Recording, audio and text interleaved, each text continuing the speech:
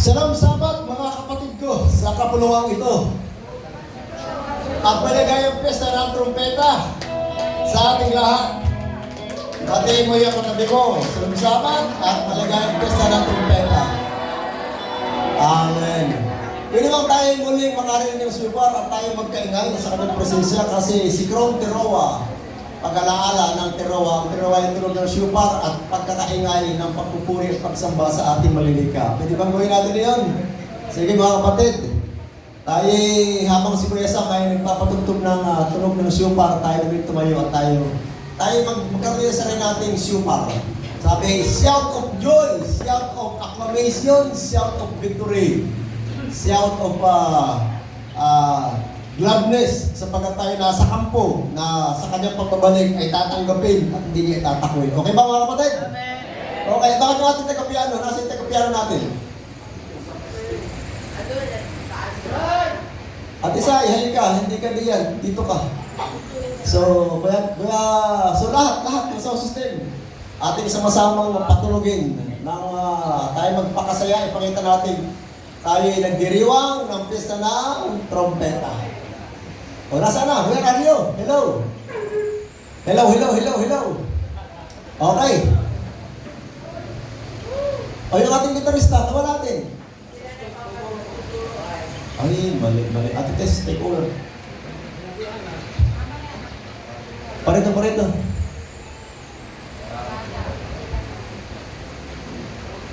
Hallelujah! Pati yung mga katabi mo, maligayang piyesta ng trumpeta. At sa pagtulog ng supar, mga kapatid, tayo magkaingay sa kanyang presensya. At ang instrumento ating pagtutugin. Tayo magkaingay. 1, 2, 3, go!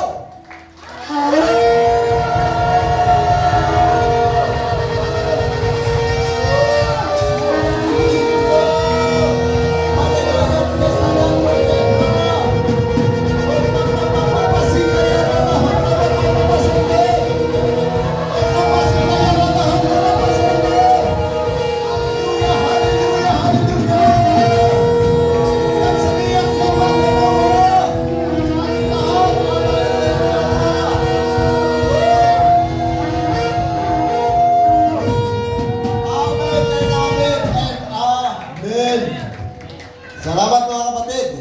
Tayo po'y makakaupo na. Kayo po'y nagising? Okay, tayo patuloy sa ating mensahe. Ang mensahe natin ay why to prepare for the second coming of the Messiah. Sapagkat ang tema ng pestang ito ng trompeta. Nagsimula itong Huwebes at 10 araw. Ang ika-10 araw ay Atonement Day. Araw ng pagtunog ng ika-7 trompeta. The last and final trumpet. The 7th and final trumpet, tutunog siya ay sa Atonement Day at ang aanunsyo ng pagtunog na iyon ay the literal second coming ng Messiah. Pag-aaralan po natin sa parating na Shabbat yan. So tayo naroon sa reason why to prepare for Messiah's coming. At ang ating teksto mga kapatid ay 1 Thessalonians 5:1-10. At sa usaping ito, we will cover, as we have already covered much on the meaning of the Feast of Trumpet. We have said that it's a call to preparation for believers concerning Messiah's second coming so that when He comes, He will accept us and not reject us. Tama mga kapatid? We have also tackled some aspects on how to prepare for Messiah's coming and the price to pay for our non-compliance. So sa tekstong ito natin mga kapatid, 1 Thessalonians 5:1-10, we have to study the following. The time and season of Messiah's coming. Time, panahon at season ng pagbabalik ng Messiah, mga kapatid. And believers of Messiah should not be surprised by His coming. Like a thief. At yung dahilan, bakit hindi siya dapat masurpresa sa pagbabalik ng Messiah? And yung reason for preparation. So yung tatlong usapin mga kapatid na ating tutunghayan sa mensaheng ito. So kung ating mapapansin, iba-ibang pamamaraan ng pag-describe on how to prepare sa mga talatang ating pinupuntahan. But the essence is the same. We have to prepare. Agree? The essence sa mga tekstong ating pinupuntahan is we have to prepare or we must prepare ourselves for the second coming of the Messiah. Tama, mga kapatid. Kaya kung ating titingnan ang ating buhay, mula nung tayo maborn again, is a lifetime of preparation for the Messiah's coming. Tama ba? Sapagkat sa ating mga nakalipas, ipinapasok sa atin mula nung tayo maborn again yung ating wedding garment, yung robe of righteousness. Nung tayo maborn again, ay pinapakais niya sa atin ang ating mga ilawan. At ang ilawan ay yung turatang Misaya nang ibig sabihin, ayusin mo ang relasyon mo sa Misaya at yung iyong pagsunod sa kautusan ng ating Elohim. At yung maglagay ng langis. Langis ay ang Ruach HaKodes at kilalanin mo ang kanyang totoong pangalan. So iba-ibang aspeto ng iisang usaping kinakailangan tayo maganda sa napipinto na pagbabalik ng Misaya. Agree mga kapatid? So sa usaping ito, ay titignan naman natin siya sa ibang pananaw. At using 1 Thessalonians 5:1-10, doon na natin siya uunawain. So tayo magsimula. Times in season of Messiah's coming. Kailan ba siya darating? Ang mundo walang alam. Lagi nilang pinagdidinan, walang nakakaalam ng araw ni oras ng kanyang pagbalik. Kasi nakita nila na sinabi ng Messiah, tama ba? At siya umakit sa langit matapos niya sabihin ang pangungusap na yun. Nung siya umakit sa langit, pinababa niya ang anghel kay Juan. Yung pahayag, revelation. At niyang sinabi ang mga magaganap na pangyayari. Hanggang sa araw ng kanyang pagbabalik, hanggang sa millennium, hanggang sa huling paghukom, hanggang sa eternity. Ngayon ang tanong mga kapatid, hindi ba nalaman ni Juan, iyong kalam, ang araw ng pagbabalik ng Misaya? Nalaman niya, sapagkat nalaman niya, binabasa natin ang kanyang mga writing, alam din natin kung kailan babalik ang Misaya. Agree! Alam din natin mga kapatid, times in season of Messiah is coming to sa ating teksto mga kapatid. 1 Thessalonians 5:1-3. Basahin natin. Datapad tungkol sa mga panahon, times and season, brethren, you have no need that I write unto you. So, iba ang sinasabi si Shaon. Iba ang sinasabi niya sa kanyang pangungusap para may alam siya. Tuloy natin ang basa. For you yourselves know perfectly, yung day of Yahuwah, yung araw ng pagbabalik ng Misaya, will come like a thief in the night. Will come like a thief in the night. Tuloy natin. 3. Pagka sinasabi ng mga tao, kapayapaan at katiwasayan, yan ang team ng mundo sa araw ng pagbabalik ng Misaya. Kapayapaan daw at katiwasayan, peace and safety. Then, sa ating destruction will come upon them as a travel, giving birth of a woman with a child, and they shall not escape. So, sabi nila, kapayapaan, peace and safety, at kasiguruhan. Pero sabi ay, biglang darating sa kanila ang araw ng Misaya, kagaya ng babaeng nanganganak sa kanyang panganak na hindi niya alam, at sabi, hindi sila makatatakas. So, pangit na mukha ng pagbabalik ng Misaya ang pinapakita sa talata ngayon, mga kapatid. Hindi makatatakas ang sangkatauhan sa araw ng pagbabalik ng Misaya. Good, mga kapatid? Tayo tumuho sa ibang bahagi ng kasulatan sapagkat inaalam natin the times and season of Messiah's coming. Matthew 24:27-31.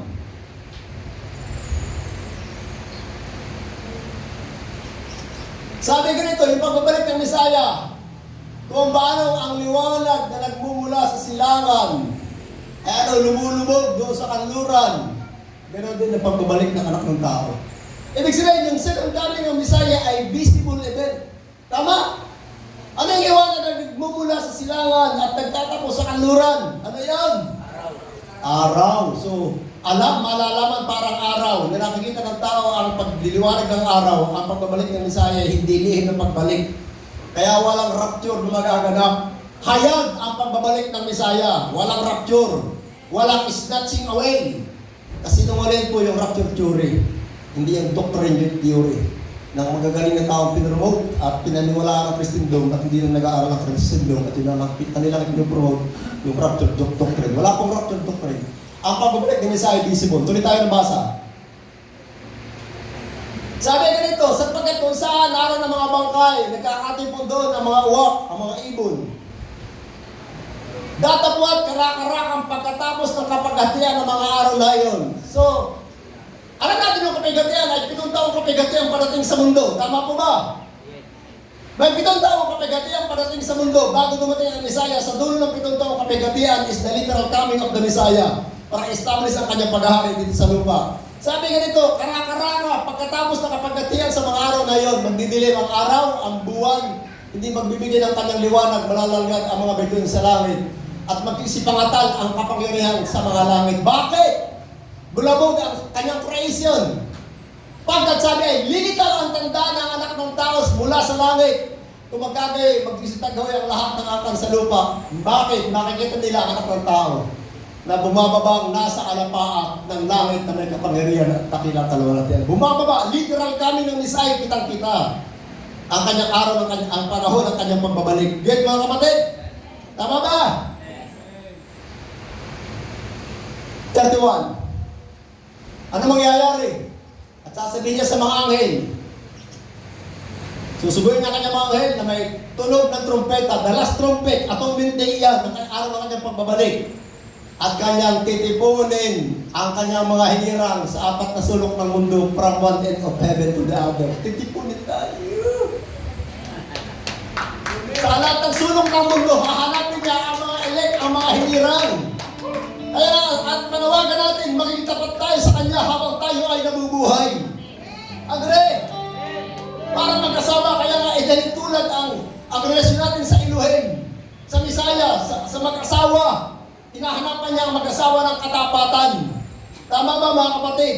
Ganun din tayo sa ating ugnayan, sa ating Elohim, katapatan. Kaya sabi mo sa katabi mo, katapatan sa iyong relasyon sa Kanya. Amen? Sabi mo, hindi nakikinig yan eh, sabi mo. Katapatan sa relasyon sa Elohim, ang hinihingi niya sa iyo. Tama? Katapatan. Maging tayong tapat sa Kanya. Nagkaroon tayo ng purpose ng buhay. At hanggat di mo natatagpuan kung bagay nito, no? Minsan ipinag-uukil-kila na sa atin, ipinag-uod-uod na sa atin, ipinag-aalokan na sa atin. Na hindi natin makita. Tayo ay bulag sa liwanag, mga kapatid. Hindi natin makita ang liwanag. Nabubulag tayo sa liwanag. Samantalang, ito na ang liwanag.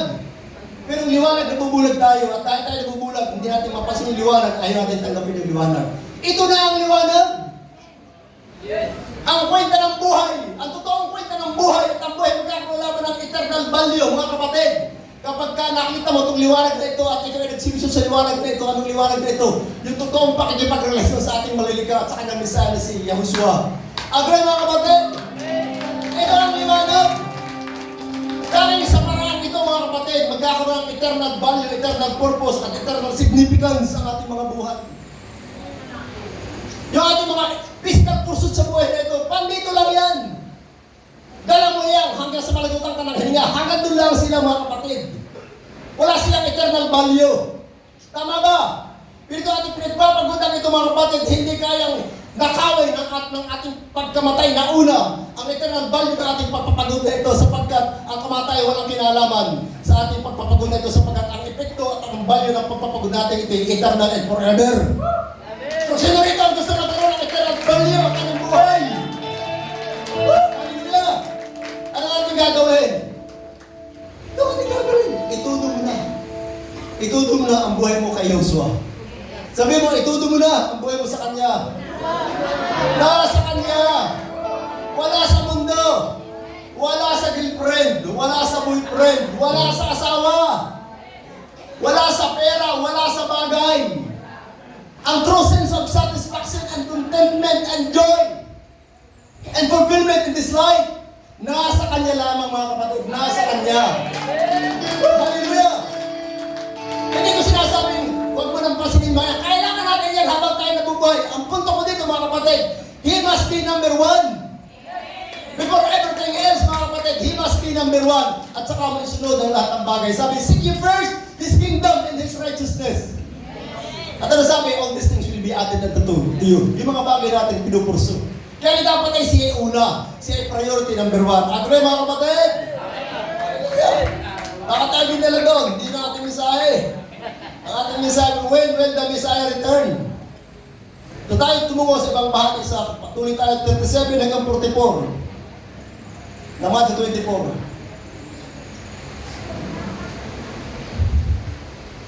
Hanggang 44. Ayan mga kapatid. Kailan babalik ang Messiah? Ang sabi ay, kagaya ng mga araw ni Noah. Ngayon din ang araw ng pagbabalik ng anak ng tao. Ano ba kaganapan sa araw ni Noah? Kaya ito yung mga visible manifestations so that we can determine, this is the day that Messiah is about to come.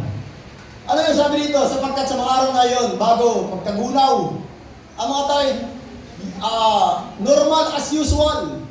Nagsisikain, nagsisiinom. Ito lang kakaiba.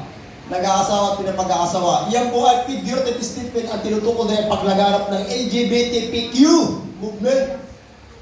Kasi si panahon din naman, ay ang mga lalaki ayaw na ng babae. Ang mga babae na ng lalaki. Ang gusto nila ay babae sa babae, lalaki sa lalaki, at nila sila. Gusto nila ay tao at hayop. Tao at hayop. Sa Facebook ngayon, yung mga alaga nilang hayop, nakasong mga Doberman, katalik nila. Makikita ninyo sa Facebook. At email, ipapakasal pa. So yun yung sinasabing, sa panahon ng pagbulag ng Messiah, laganap ang LGBTQ at ang animalism. At sabi, strange flesh.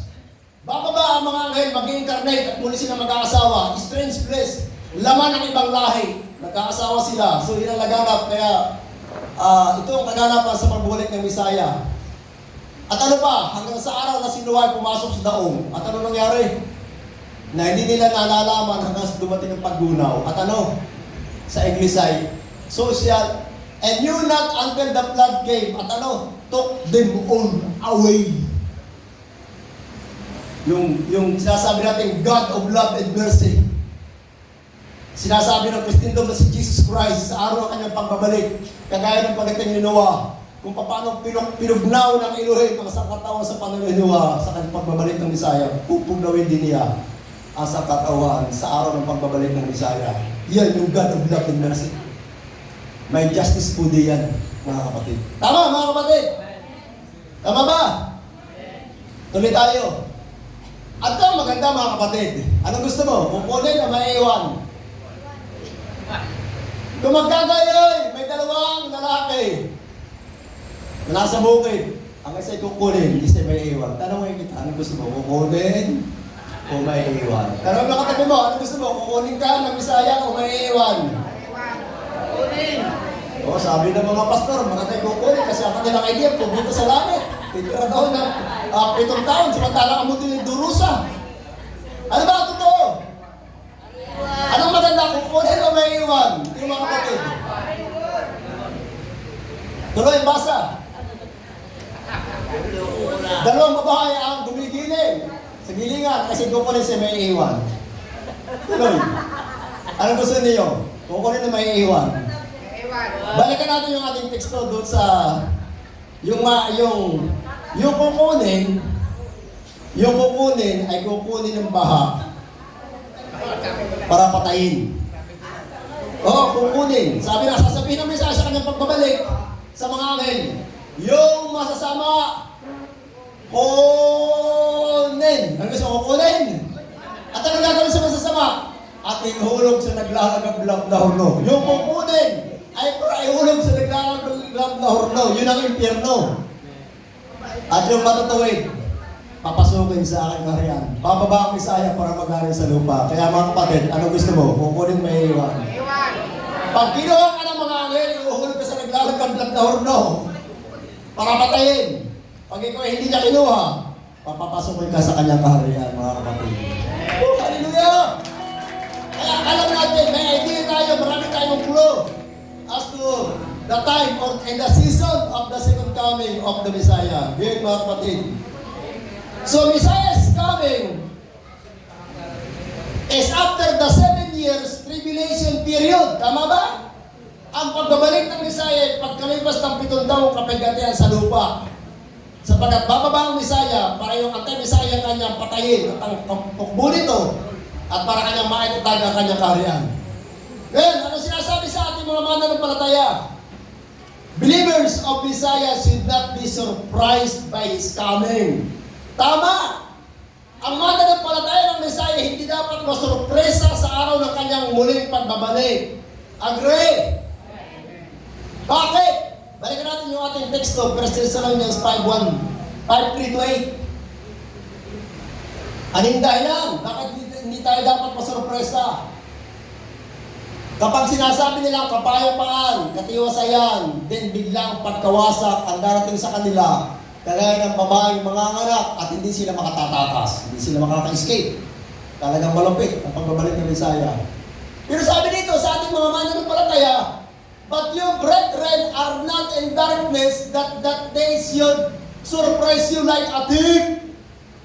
Yung araw ngayon ay hindi ka dapat masurpresa kagaya ng pagdating ng magnanakaw. Anong dahil mga kapatid, sapagkat sabi ng kasulatan, you are not in darkness. Woo! Sino mo ang katabi mo? Sabi mo sa kanya, you are not in darkness. Tama? Kaya hindi tayo dapat masurpresa sa pagbabalik ng Messiah. Kung ang mundo'y surpresado, sabi at hindi sila makatatakas, we are not surprised, but rather we are ready. We are prepared. Woo! So are we ready? Are we prepared kung ang Messiah darating? Yes! Sapagkat sabi, hindi kayo namumuhay sa kadiliman. You are not in darkness. Get mga kapatid, the only thing that will surprise us by the coming of the Messiah is if we are living in darkness. Tama, we are not in darkness but in the light. Paano? Kailangan basa.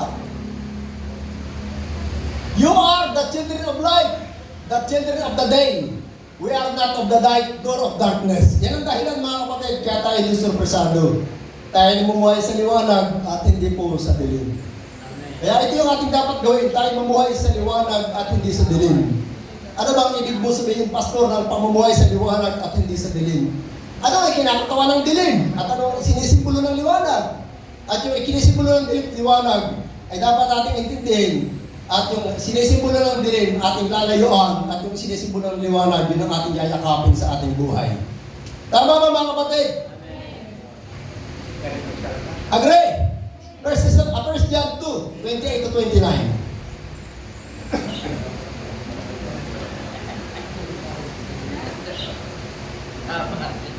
At ngayon, mumunti kong mga anak.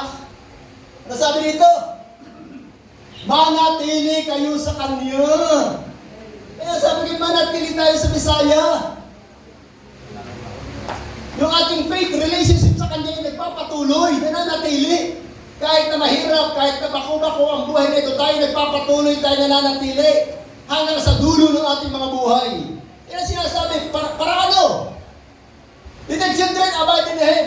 Para ano? So that when He appear, pag siya napakita, we may have confidence and not be ashamed before Him that is coming. Woo! Pananatili sa Kanya. Ang paraan para tayo hindi masurpresa ng araw ng pagbabalik ng Messiah at hindi tayo mapapahiya. Ibig sabihin, may mga mananampalataya na mapapahiya sa pagbabalik ng Messiah. Makatulog. Bakit mapapahiya? Sapagkat hindi nananatili sa Kanya. But abide in Him. Ano sa Tagalog? Manahan kayo sa Kanya. Ang tamang word ay manatili kayo sa Kanya. Bakit mapapahiya? Sapagkat hindi nananatili. Ano ibig mo sabihin, pastor? Nawawala sa pananampalataya. Nawawala yung spiritual relasyon niya sa manlilikha. Namamatay ang kanyang spiritual life. Pinapabayaan, hindi inaalagaan. Ang ating spiritual life ay parang halaman. Inaalagaan yan. Anong pandilig sa ating spiritual life? Pananalangin. Pag-aaral ng kanyang salita, pagsunod dito. Di ba mga kapatid? Pagsunod sa kanyang mga utos. Yun ang paraan para ating alagaan ang ating spiritual life at yun ang paraan para tayong manatili sa Kanya. Tama ba? Abide in Him. Sabi niya if you abide in me, and my word abide in you. So ang paraan ng pananatili sa Kanya, yung Kanyang salita at ang salita Torah ay mananatili sa atin. Yun ang paraan ng pananatili sa Kanya. Hanggang dulo. At ako'y natutuwa kay Tatay Pican. Hanggang dulo, nanatili siya sa paniligha. sa kanyang relasyon at ugnayan sa Kanya. Tama ba? At ang visible manifestation at evidence na kanyang panatili si Messiah, yung kanyang huling habilin. Yung 10 Commandments na nasa bahay niya, aalisin. At doon sa ibabaw ng kanyang kabaong, ilalagay bago takpan ng saninto. Nawala pa yung 10 Commandments. Nawala pa. Umuwi na yung karo na dala. Ay nagsisirimunya na. Matatapos na. At tinakbo.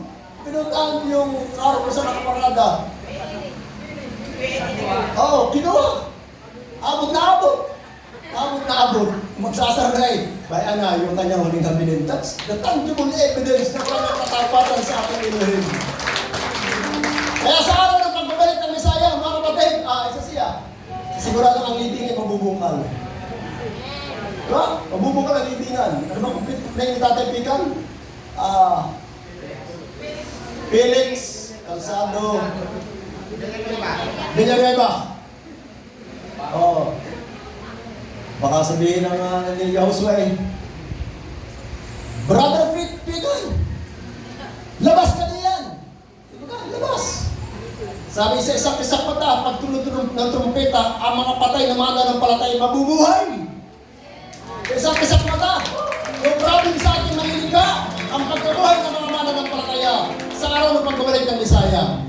Ang kinakailangan lang niya makita sa ating buhay, mga kapatid, ay katapatan habang tayo ay nabubuhay. Sabi mo sa katabi mo, katapatan sa Kanya habang ikaw ay nabubuhay. Amen! Katapatan sa Kanya habang ikaw ay nabubuhay. Siya ang number 1. Bago yung boyfriend mo, yung girlfriend mo, siya uso muna ang number 1 sa buhay mo. Siya ang lahat-lahat sa iyong buhay. Diba? Kaya nga akin, pag naalala ko, pag-uusapan yung araw ng pagbabalik ng Messiah, siya akin yayakapin ako kanya yayakapin, mga kapatid. Sigurado ko, puro ang aking uhog. The most wonderful, intimate, glorious, unforgettable, memorable, inspiring experience sa buhay ng tao, mga kapatid, yung araw na bayan ng Messiah, bumalik na, at isa-isa niya tayong yayakapin. Ay, mga kapatid, sasabihin ko sa araw na yan, pag tayo na tinagap-diyakan, mga kapatid, natakatigil at sakripisyo. At sa manang loob, hinalakit ang pagdaramdam. Nabutlo-butlo, buhol-buhol, mga kapatid, sa isang iglap, tanggal lahat yan. Tanggal lahat yan! Amen, mga kapatid! Hallelujah!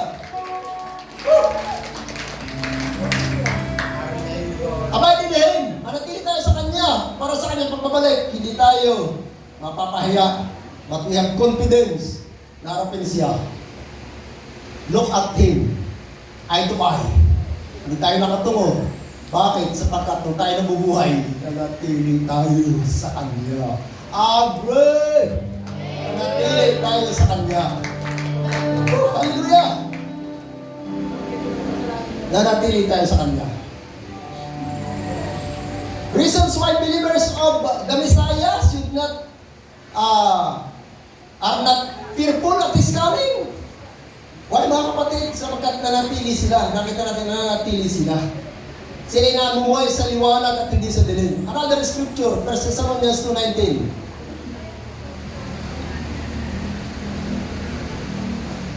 Ito, mga kapatid. What is our hope? What is our joy? What is the crown of our rejoicing?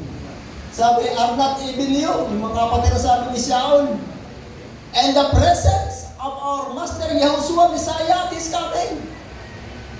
Mga kapatid, sagad ang aking kagalakan.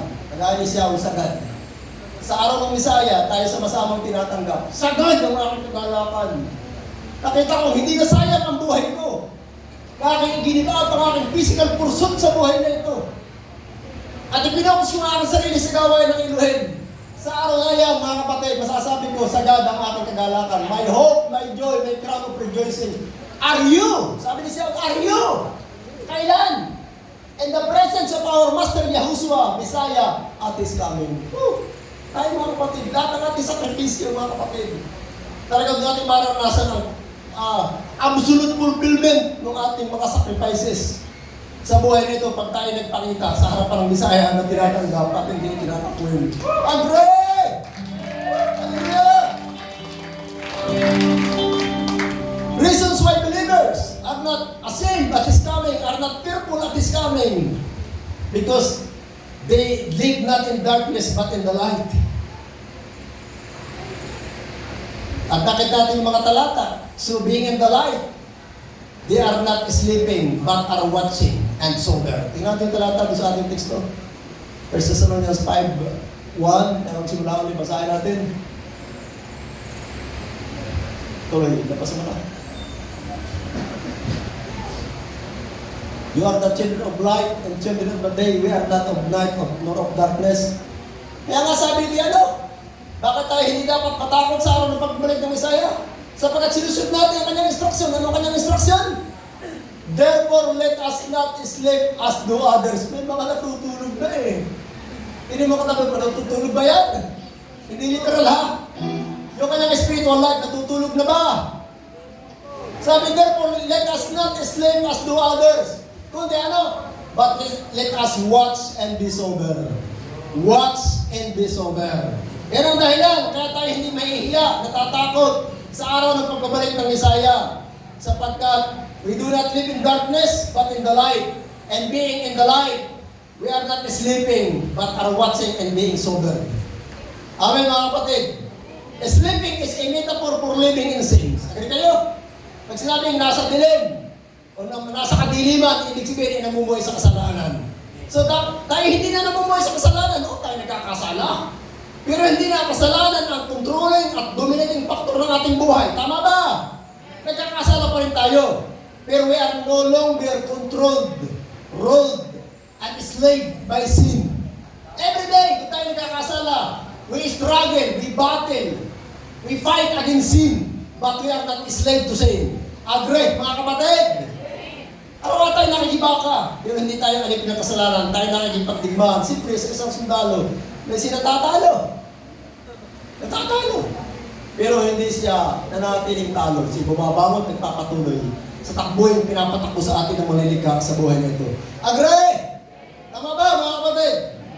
So sleeping is a metaphor for living in sins, backsliding, or carnally living. Talataan natin, 1 Thessalonians 5:6-7.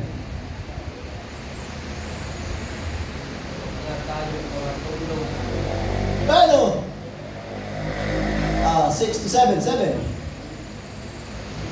Bayan mga kapatid, sapagkat sila natutulog, ay natutulog sa gabi, sa kadiliman. At sila ang mga naglalasing, ay naglalasing kung gabi. Di ba ka?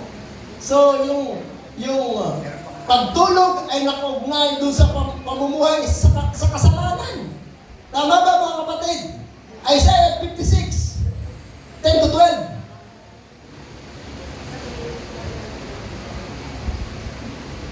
Ang kanyang mga bantay ay ang mga bulag. Silang lahat ay walang kaalaman. Sila lahat ay piping aso. Sila hindi makahatol. Paano ginipin? Mapaghiga, maibigay sa pagtulog ba yan? His watchmen are blind, they are all ignorant, they are dumb dogs. They cannot bark. Ba yan? Sleeping. Lying down, loving slumber. Kung sila lagi natutulog. Kung nabasa. Ano pa? Yes, they are greedy dogs which can never have enough. In walang kabusugan. They are shepherds that cannot understand. They all look to their own way. Everyone for his own gain. Maglilingkod kasi may mapapala from his quarter. So, pamumuhay sa kasalanan. Ang tinutukoy niya yung mga kapatid. Yung pagtulog ay inugnay sa pamumuhay sa kasalanan. Agree? Mark 13, 35-36.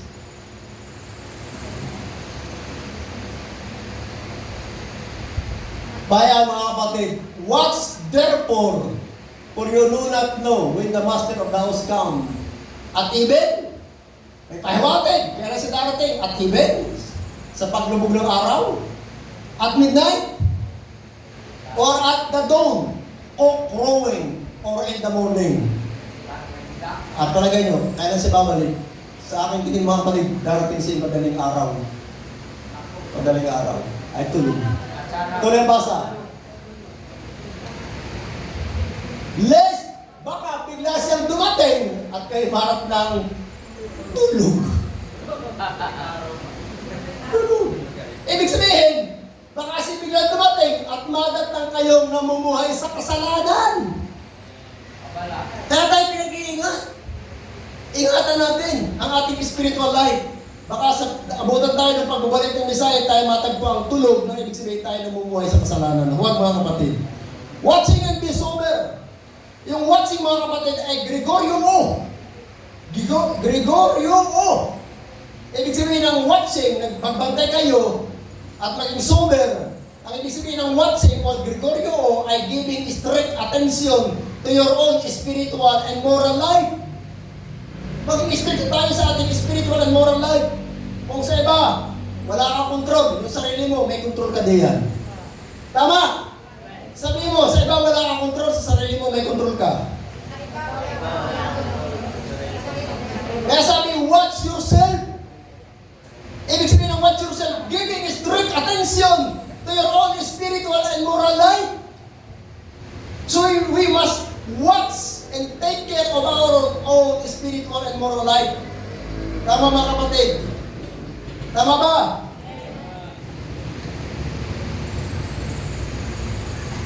Keep it on.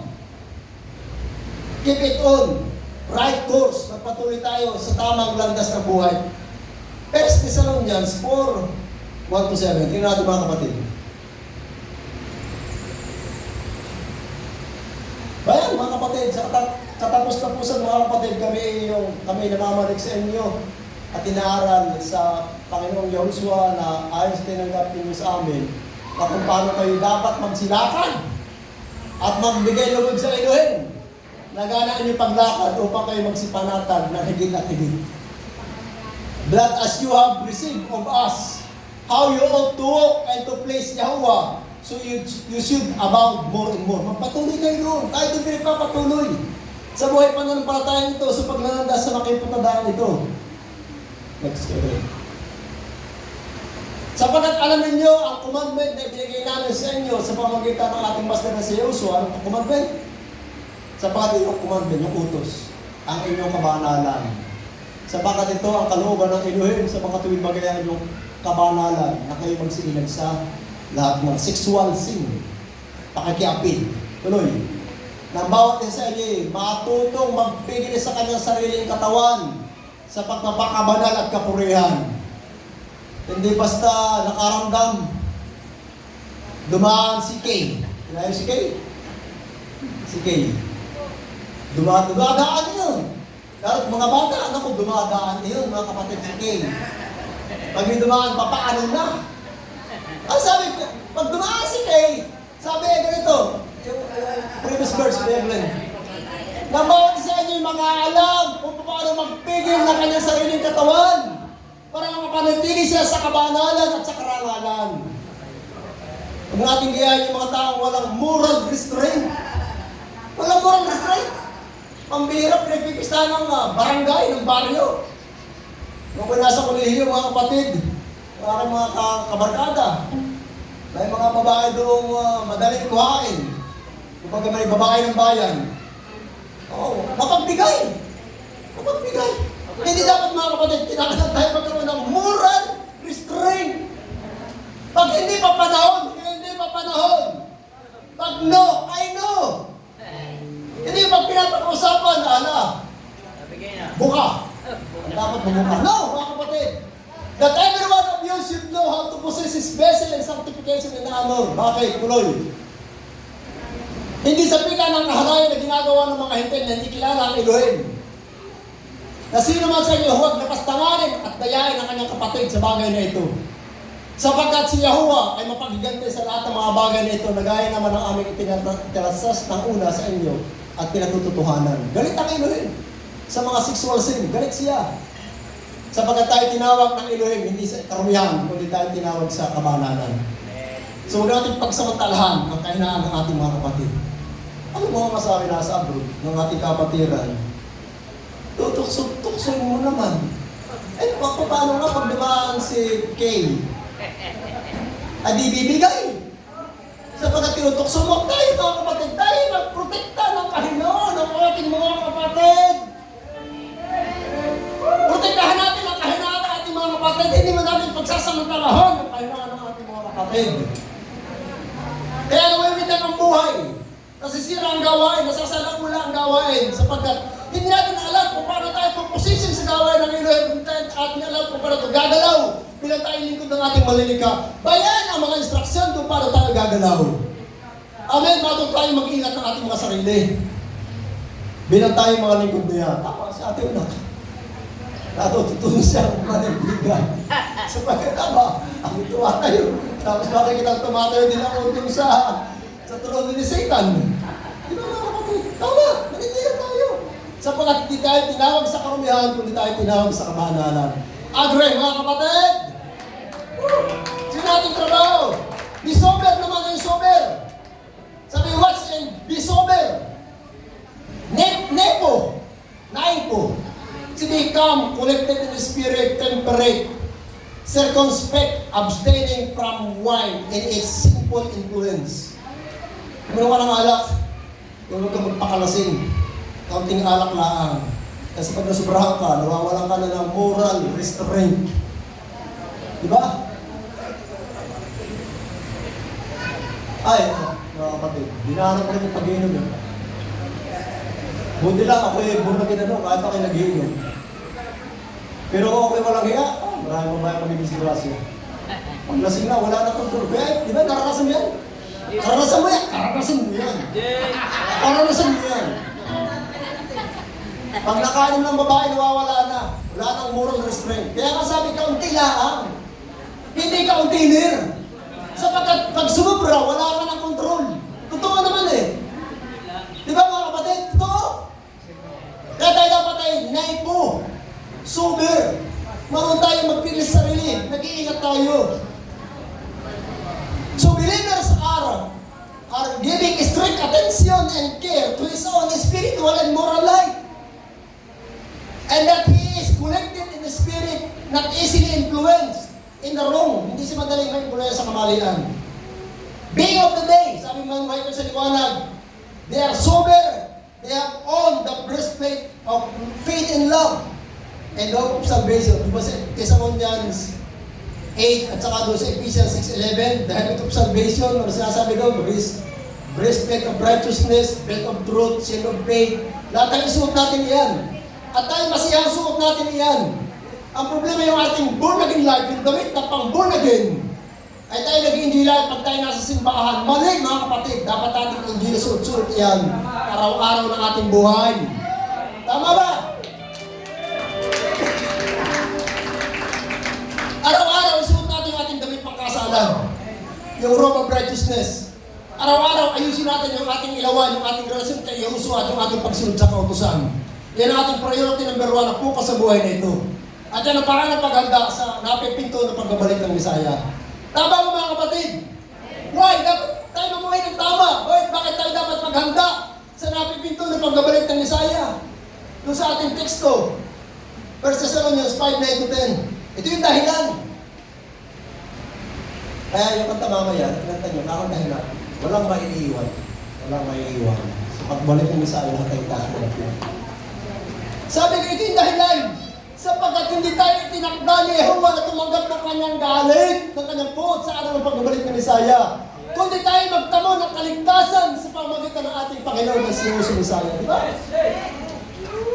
For Yehovah has not appointed us unto wrath.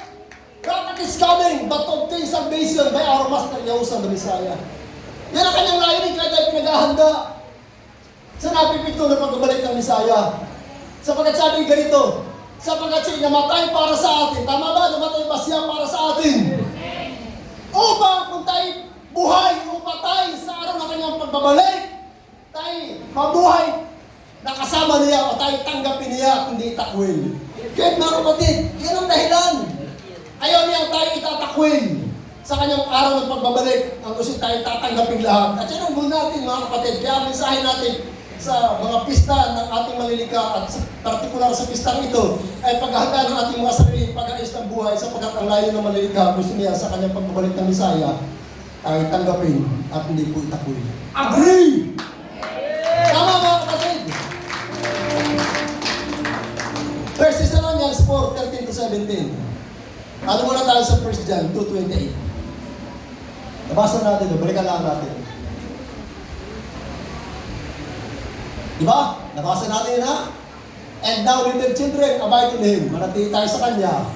Upang kung siya dumating, tayo magkaroon ng tiwala at di tayo mapahaya sa araw ng Kanyang pagbabalik. Puntahan natin yung 1 Thessalonians 4:13-17. Ito yung ating karanasan naghihintay sa atin. And hopefully, saan tayo lahat? Ito yung karanasan naghihintay sa atin sa ating mararanasan sa pagbabalik ng Misaya.